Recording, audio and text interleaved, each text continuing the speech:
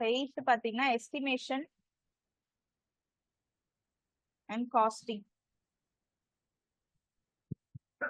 இது நம்ம படிச்சிருப்போம், ஒரு சிங்கிள் சப்ஜெக்டாவே படிச்சிருப்போம்ல காலேஜ்ல. எஸ்டிமேஷன் அப்படின்னா ஒரு டைப் ஆஃப் ஸ்ட்ரக்சருக்கு பாத்தீங்கன்னா இப்போ ஃபுட்டிங்க்கு எஸ்டிமேட் போடுவோம். என்ன பண்ணுவோம் அப்படின்னா குவான்டிட்டிஸ், ஸோ எவ்வளோ பிரெத் இருக்கு, எவ்வளோ டெப்த் இருக்கு, லென்த் இருக்கு எல்லாம் பார்த்துட்டு குவான்டிட்டியை மெஷர் பண்ணுவோம். அதாவது எதுல இருக்கும் அப்படின்னா மீட்டர் கியூப். ஸோ இதுல வந்து என்னென்ன டைப் ஆஃப் ஒர்க் வந்து யூனிட் வந்து மீட்டர் கியூப்ல இருக்கு, எது மீட்டர் ஸ்கொயர்ல இருக்கு, இதெல்லாம் கூட கொஸ்டின் கேட்பாங்க. அதுக்கப்புறம் பாத்தீங்கன்னா அதாவது ஒரு எஸ்டிமேட் போடணும் அப்படின்னா நம்மளுக்கு என்னென்னலாம் தெரியணுமோ அதெல்லாம் படிக்கிறது பாத்தீங்கன்னா எஸ்டிமேஷனா இருக்கும். ஸோ பேசிக்கா எஸ்டிமேஷன் காஸ்டிங்கிறது ஒரு ப்ராஜெக்ட் ஒர்க் அவுட் பண்றோம் அப்படின்னா ஸ்டார்ட் பண்றதுக்கு முன்னாடியே இவ்வளோ ஆகும் அப்படின்னு சொல்லி அதான் ப்ராபபிள் காஸ்ட் வந்து நம்மளுக்கு தெரியணும். ஸோ அதுக்காக தான் வந்து படிக்கிறது பார்த்தீங்கன்னா எஸ்டிமேஷன் அண்ட் காஸ்டிங். ஸோ அதுல பாத்தீங்கன்னா டைப்ஸ் இருக்கு. ஸோ எப்படி எல்லாம் கால்குலேட் பண்ணலாம்னு பாத்தீங்கன்னா ரஃப் காஸ்ட் எஸ்டிமேட் இருக்கு, டீடைல்டு எஸ்டிமேட் இருக்கு. ஓகேவா? ஸோ அதுலயும் பாத்தீங்கன்னா டைப்ஸ் இருக்கு, ஒரு டைப் படிப்போம். ஸோ யூனிட் வந்து ரொம்ப முக்கியம்னு சொன்னா இது ஒரு பேசிக். அது இல்லாம பாத்தீங்கன்னா என்ன இருக்கும் அப்படின்னா இந்த குவான்டிட்டியை ஒர்க் அவுட் பண்றதுக்கும் பாத்தீங்கன்னா இன் கேஸ் ஆஃப் மார்டரா இல்ல பிளாஸ்டரிங்கா, ஸோ இதுக்கு எவ்வளோ குவான்டிட்டி வேணும் பர் 100 மீட்டர் கியூபுக்கு அப்படின்னு சொல்லி கேட்பாங்க கொஸ்டின். ஸோ இதை ஒர்க் அவுட் பண்றதுமே பாத்தீங்கன்னா ஒரு சில ப்ராப்ளம்ஸ் இருக்கு. ஓகேவா? ஸோ இது ஒர்க் அவுட் பண்றதை பார்ப்போம், குவான்டிட்டி ஒர்க் அவுட். ஸோ அதுக்கப்புறம் காஸ்டிங்ல வேல்யூவேஷன் சொல்லுவோம். ஸோ வேல்யூவேட் பண்ணும்போது எவ்வளோ டெப்ரிசியேஷன் போக இந்த பில்டிங் வந்து எவ்வளவு போகும், ஸோ அப்போ புக் வேல்யூனா என்ன, அந்த மாதிரி எல்லாமே டேர்ம்ஸ் எல்லாம் இருக்கும் நிறைய. ஸோ அது டிப்ரிசியேஷன் காஸ்ட்னா என்ன, ஸோ சிங்கிங் ஃபண்டுனா என்ன, காஸ்டிங் சம்பந்தமானது. ஸோ விற்கணும்னாலும் சரி வாங்கணும்னாலும் அதோட வேல்யூ தெரியணும்ல. ஸோ அப்போ மார்க்கெட்ல எவ்வளோ ரேட்டுக்கு போகுது, புக் வேல்யூ அப்படின்னா இப்போ கவர்மெண்ட் ஒன்று ஃபிக்ஸ் பண்ணுவாங்கல்ல அந்த மாதிரி. ஸோ ஒன்னொன்னு வேல்யூஸ் எல்லாமே நம்ம படிக்கிறது பார்த்தீங்கன்னா காஸ்டிங் அதுல வரும். ஓகேவா? இது இல்லாம வந்து இன்னொன்னு என்ன படிப்போம்னா அவுட்டர்ன் படிப்போம், இல்ல டேர்ன் அவுட்னு சொல்லி பார்த்திருப்பீங்க. ஸோ ஒரு நாளைக்கு ஒரு லேபரால எவ்வளவு ஒர்க் பண்ண முடியும் அப்படின்னு சொல்லிட்டு. இப்ப எக்ஸாம்பிள் வந்து சப்ளஸ் சாண்ட் எல்லாம் மண் ரொம்ப அதிகமா இருக்கு, கட்டி முடிச்சோன்னா எக்ஸ்ட்ரா இருக்கு, இதை எடுத்துட்டு போய் டிஸ்போஸ் பண்ணணும் தெரியுமா? ஸோ அதுக்கு ஒரு நாளுக்கு ஒருத்தரால எவ்வளவு வேலை பார்க்க முடியும் அப்படின்னு சொல்லுவாங்க. 2.83 metre cube per day per person. ஓகேவா? ஸோ இந்த மாதிரி நிறைய இருக்கு அவுட்டர்ன். ஒரு நாளைக்கு ஒருத்தரால சூப்பர் ஸ்ட்ரக்சர்னா எவ்வளவு பண்ண முடியும், பேஸ்மெண்ட் ஒர்க்னா எவ்வளவு பண்ண முடியும், பெயிண்டிங் ஒர்க்னா எவ்வளவு பண்ண முடியும். ஸோ இதெல்லாமே இருக்கு. இந்த குவான்டிட்டியில பெயிண்டிங்குமே வரும். கன்ஸ் பண்ணிட்டேன். ஓகேவா? ஸோ இதெல்லாம் படிக்கிறது பாத்தீங்கன்னா எஸ்டிமேஷன் காஸ்டிங். ஆனா ஈஸியான சப்ஜெக்ட் எஸ்டிமேஷன் அண்ட் காஸ்டிங். இதே மாதிரி பாத்தீங்கன்னா சிபிஎம் ஒன்று இருக்கும், கன்ஸ்ட்ரக்ஷன் ப்ராஜெக்ட் மேனேஜ்மெண்ட் இருக்குல்ல, அது ஆக்சுவலா ஏஇ சிலபஸ்க்கு இது ரெண்டும் கம்பைனா ஒரே யூனிட்டா இருக்கும். ஜேஇ பாத்தீங்கன்னா தனித்தனியா இருக்கும். ரெண்டுமே பாத்தீங்கன்னா ஈஸியா ஸ்கோர் எடுக்கிறது.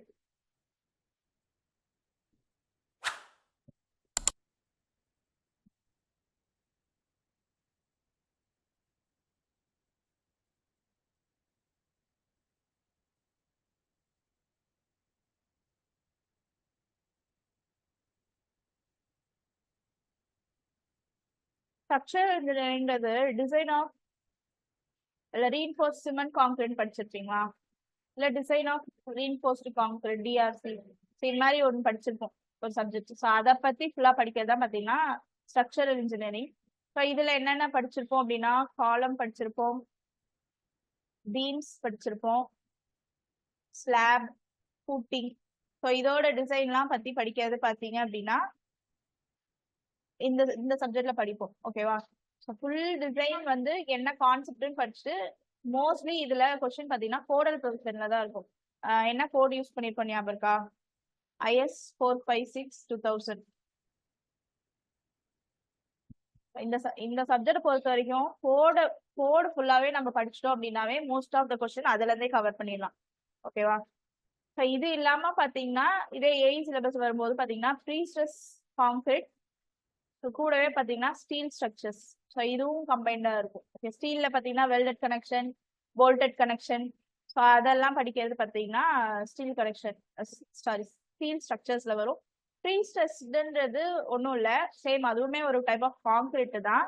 அதாவது டிஆர்சிக்கு, அதாவது ரீஇன்ஃபோர்ஸ்டு கான்கிரீட்டுக்கு அட்வான்ஸ்டா வந்தது தான் பாத்தீங்கன்னா ப்ரீ ஸ்ட்ரெஸ் கான்கிரீட். ஓகேவா?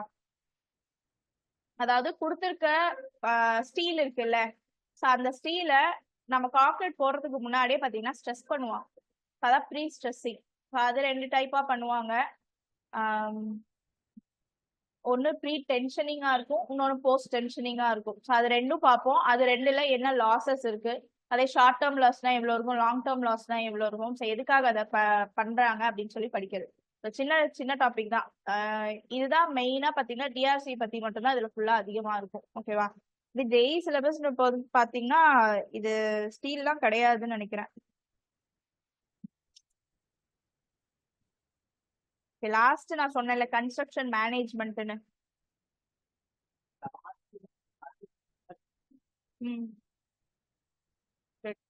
டிசைன் ஆஃப் ரீஇன்ஃபோர்ஸ்டு கான்கிரீட்டும்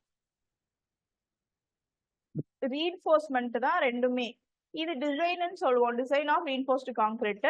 இது ரீஇன்ஃபோர்ஸ்டு சிமெண்ட் கான்கிரீட். ரெண்டுமே ஒண்ணுதான். ஒரு காலேஜ்ல ஒரு மாதிரி படிச்சிருப்பாங்க, ஆனா ரெண்டுமே ஒண்ணுதான். நீங்க என்னன்னு படிச்சீங்க? ஆர்சிசின்னு படிச்சீங்களா? நீங்க ஆர்சிசியா? நான் படிச்சப்பெல்லாம் டிஆர்சி தான். கிளாஸ் பாத்தீங்கன்னா யூனிட் 10 வந்து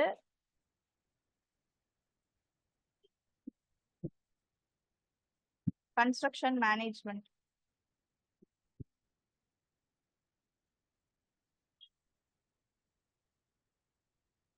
ஸோ இதுல என்ன படிப்போம் அப்படின்னா ஒண்ணுமே இல்லை. இப்போ ஒரு கன்ஸ்ட்ரக்ஷன்னா ஒரு ப்ராஜெக்ட் பண்றதுதான் வந்து கன்ஸ்ட்ரக்ஷன். ஓகே, அதை எப்படி மேனேஜ் பண்ணலாம் அப்படின்னா ஃபர்ஸ்ட் ஷெடியூல் பண்ணுவாங்க. அதாவது இப்படிதான் ஃபர்ஸ்ட் ஸ்டார்ட் பண்ணும் இந்த ப்ராசஸ், இந்த ஸ்டெப்புக்கு அப்புறம் இந்த ஸ்டெப் அப்படின்னு சொல்லி. ஸோ அந்த ஷெடியூலிங்கே வந்து என்ன மாதிரியான மெத்தட்ஸ்ல பண்ண முடியும் அப்படின்னு சொல்லி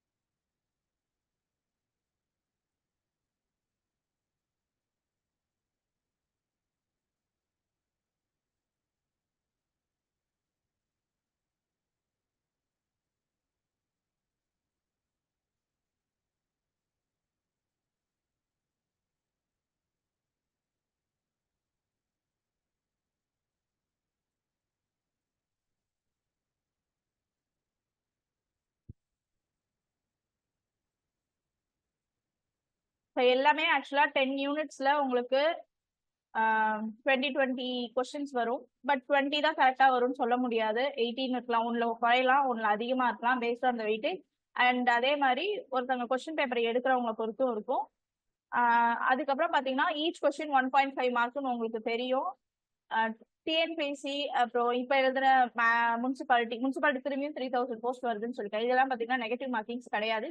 எஸ்எஸ்சி ஜேஇ பொறுத்த வரைக்கும் இல்ல சென்ட்ரல் கவர்மெண்ட் எந்த எக்ஸாம் எழுதுறதா இருந்தாலும் கேட் எக்ஸாம் எழுதுறதா இருந்தாலும் நெகட்டிவ் மார்க் இருக்கும். ஓகேவா? ஸோ இங்க டிஎன்பிசில உங்களுக்கு செகண்ட் பேப்பர் இருக்கும். ஒன்னு தமிழ், இன்னொன்னு பாத்தீங்கன்னா ஜென்ரல் ஸ்டடிஸ். ஜென்ரல் ஸ்டடிஸ்ல 75 வந்து ஜென்ரல் ஸ்டடிஸ் பிளஸ் கரண்ட் அஃபேர்ஸா இருக்கும், 25 ஆப்டிடியூடா இருக்கும். ஓகேவா? அதுவுமே சேம் மார்க்கிங் தான். முன்னாடி 2 மார்க்ஸ் இருந்தது, இப்ப குறைச்சிட்டாங்க, 1.5 ஆக்கிட்டாங்க. ஓகேவா?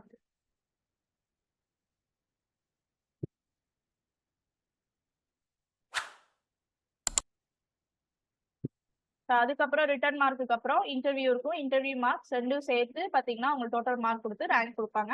அதுபடி கவுன்சிலிங் போகும். ஓகேவா?